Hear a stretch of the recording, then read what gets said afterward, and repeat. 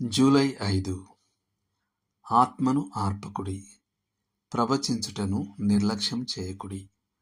తెస్సలోనికైలకు రాసిన మొదటి పత్రిక 5వ అధ్యాయము 19-20 వచనాలు.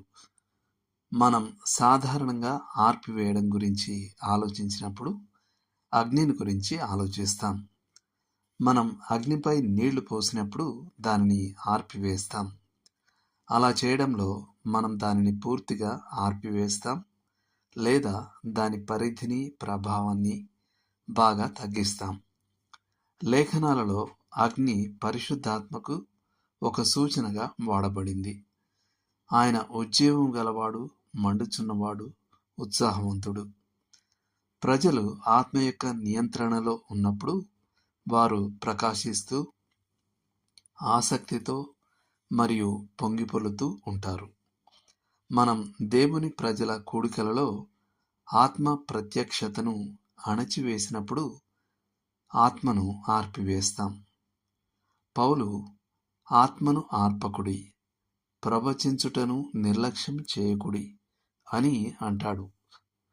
ఆత్మను ఆర్పివేయడాన్ని ప్రవచనములను నిర్లక్ష్యం చేయుటతో అతను ముడిపెట్టే విధానం, ఆర్పివేయడం అనేది ప్రాథమికంగా స్థానిక సంఘ కూడికలకు సంబంధించినదని మనం నమ్మేలా చేస్తుంది. మనం ఒక వ్యక్తి ప్రార్థనలో, ఆరాధనలో లేదా వాక్య పరిచర్యలో క్రీస్తు కొరకు ఇచ్చే తన సాక్ష్యం పట్ల సిగ్గుపడేలా చేసినప్పుడు ఆత్మను ఆర్పివేస్తాం. నిర్మాణాత్మకమైన విమర్శ వేరు, కానీ మనం మాటల విషయంలో లేదా చిన్న చిన్న వివరాల విషయంలో ఒక వ్యక్తిలో తప్పులు వెతికినప్పుడు మనం అతని బహిరంగ పరిచర్యలో అతనిని నిరుత్సాహపరచడం లేదా తూలి పడచేయడం చేస్తాం. మనం ఆరాధనలు అతిగా క్రమబద్ధీకరించినప్పుడు ఆయనను ఒక బంధకంలో ఉంచినట్లే అవుతుంది. తద్వారా కూడా మనం ఆత్మను ఆర్పివేస్తాం.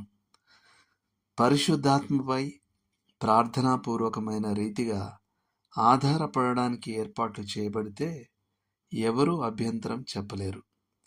కానీ మానవ చతురత ఆధారంగా చేయబడిన ఏర్పాట్లు పరిశుద్ధాత్మను నాయకునిగా గాక కేవలం ఒక ప్రేక్షకునిగా పరిమితం చేసే ప్రభావాన్ని కలిగి ఉంటాయి.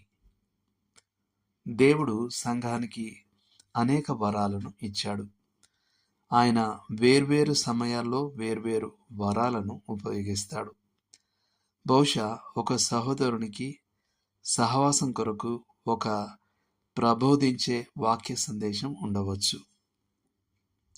ఒకవేళ బహిరంగ పరిచర్య అంతా ఏదో ఒక వ్యక్తిలో కేంద్రీకరించబడితే అప్పుడు తగిన సమయంలో అవసరమైన సందేశాన్ని ముందుకు తీసుకురావడానికి ఆత్మకు స్వేచ్ఛ ఉండదు. ఇది ఆత్మను ఆర్పివేయడానికి మరొక మార్గం. చివరగా మనం మన స్వంత జీవితాలలో ఆయన ప్రేరేపణలను తిరస్కరించినప్పుడు ఆత్మను ఆర్పివేస్తాం. బహుశా మనం ఒక నిర్దిష్ట విషయంపై పరిచర్య చేయడానికి శక్తివంతంగా కదిలించబడవచ్చు, కానీ మనం మనుషుల భయం వల్ల వెనకాడతాం. మనం బహిరంగ ప్రార్థనలో నడిపించడానికి ప్రేరేపించబడతాం, కానీ సిగ్గు వలన కూర్చునే ఉంటాం. ప్రత్యేకంగా సందర్భోచితంగా ఉండే ఒక కీర్తనను మనం ఆలోచిస్తాం, కానీ దానిని ప్రకటించడానికి మనకు ధైర్యం లేకపోవచ్చు. తుది ఫలితం ఏమిటంటే ఆత్మ అగ్ని ఆర్పబడుతుంది. మన కూడికలు వాటి సహజత్వాన్ని, శక్తిని కోల్పోతాయి మరియు స్థానిక సంఘం దరిద్రమవుతుంది. దేవుడు మిమ్మును దీవించునుగాక.